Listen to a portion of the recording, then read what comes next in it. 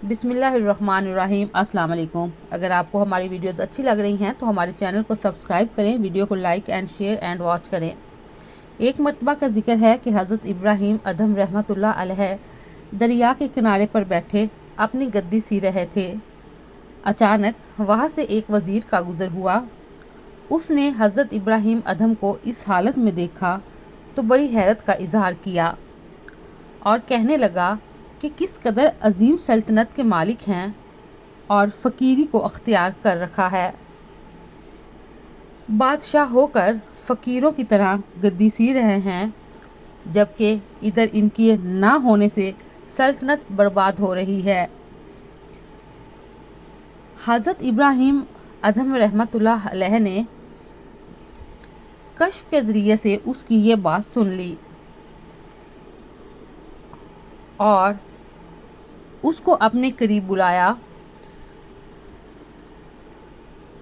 वो वज़ीर आपके करीब आया तो आपने इससे फरमाया, तूने अपनी समझ के मुताबिक बात की है। इसके बाद आपने अपनी सुई दरिया में फेंक दी और फिर बुलंद आवाज़ से पुकारा कि मेरी सुई मुझे दो। अचानक दरिया के अंदर से हज़ारों मछलियाँ अपने अपने मुंह में सोनेब की सुई डुबोए हुए पानी से बाहर निकली। हज़रत इब्राहीम अदहम रहमतुल्लाह अलैह ने फिर आवाज़ दी, ए अल्लाह, मुझे सिर्फ मेरी सुई चाहिए।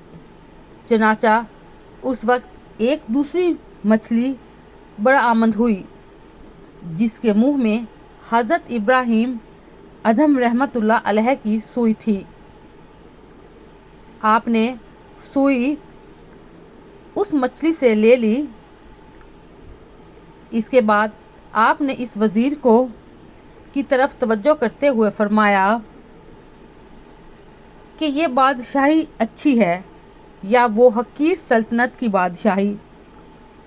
फिर खुद ही फरमाया, यकीनन ये बादशाही हकीकी बादशाही है और सबसे अच्छी है।